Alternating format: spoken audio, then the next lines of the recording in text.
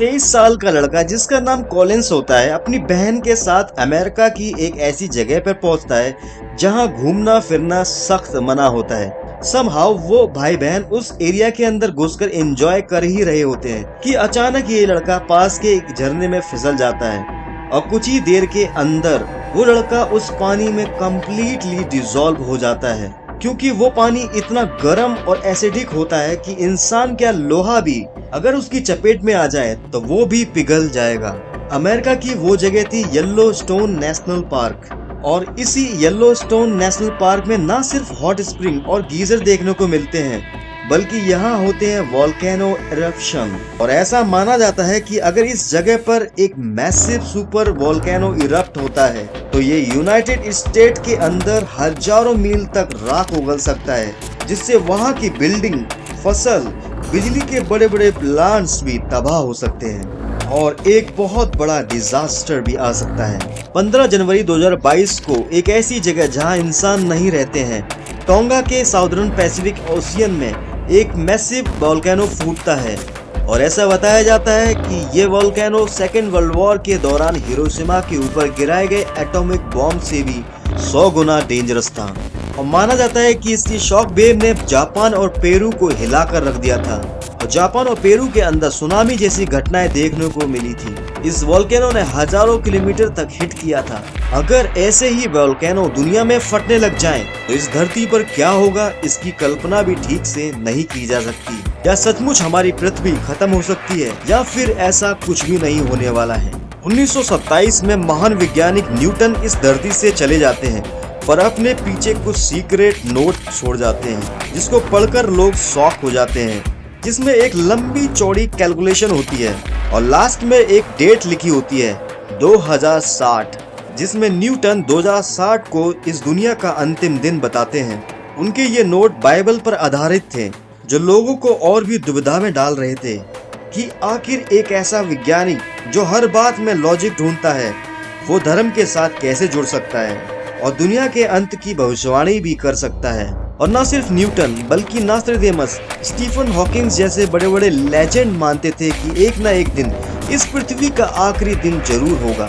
आखिर कैसे हो सकता है ऐसा?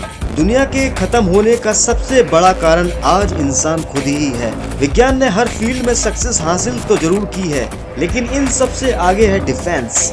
लेकिन डिफेंस हमारे वजूद पर ही सवाल खड़ा कर रहा है। आज हर देश बेहतर सुरक्षा के लिए न्यूक्लियर बॉम्ब, हाइड्रोजन बॉम्ब बनाने में लगे पड़े हैं। जापान के हिरोशिमा और नागासाकी को हम कभी नहीं भुला सकते हैं, जिस बॉम्ब की वजह से हिरोशिमा में 1,30,000 और नागासाकी में 70 से 80,000 लोगों की जान चली गई थी। लेकिन आज हमारे पास B-83 बॉम्ब है जो हिरोशिमा के बॉम्ब से 80 गुना पावरफुल है और 36 लाख लोगों को एक बार में ही खत्म कर सकता है। हमारे पास इससे भी खतरनाक बॉम्ब है IB माइक बॉम्ब जो 70 लाख लोगों को एक बार में खत्म कर सकता है। और इससे भी आगे है कैसल ब्रेवो बॉम्ब जो हिरोशिमा से 1000 गुना पावरफुल है और 77 लाख लोगों को मार सकता है। और इतना ही नहीं, दुनिया का इससे भी खतरनाक बॉम्ब है जार बॉम्बा। ये बॉम्ब 3000 गुना पावरफुल है हिरोशिमा के उस बॉम्ब से, यानी कि ये 1 करोड़ 10 लाख लोगों को एक ही बार में मार सकता है। और सोच के देखिए क्या हो कि दुनिया के सारे देश एक साथ मिलकर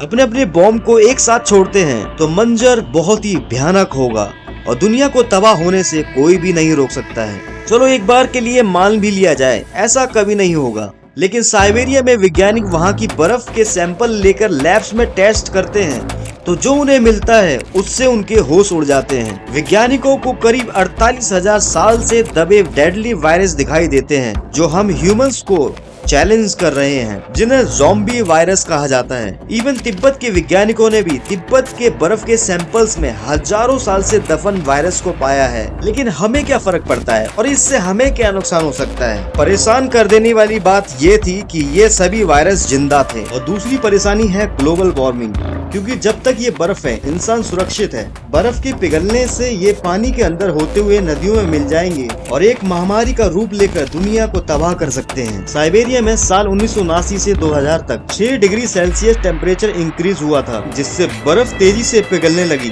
अभी तक काफी हद तक कई गुना टेम्परेचर वहाँ इंक्रीज हो चुका है और बर्फ भी तेजी से पिघलती जा रही है और जिसकी वजह से ये डेडली वायरस एक्टिव हो सकते हैं। और दुनिया में महामारी के जरिए तबाही ला सकते हैं। लेकिन इससे भी बड़ा चैलेंज या थ्रेट हमें इंसानों द्वारा बनाया गया AI दे रहा है। और ये मैं नहीं कह रहा, बल्कि ऐसा कहना है एलोन मस्क का, जो खुद इसके इन्वेंटर हैं। जाना माना रोबोट सोफिया जब इससे इंटरव्यू में कुछ इसी तरह के सवाल किए गए तो उसने डायरेक्टली ही ये कह दिया था कि वो ह्यूमंस को इस पृथ्वी से ही डिस्ट्रॉय कर देगी। Do you want to destroy humans?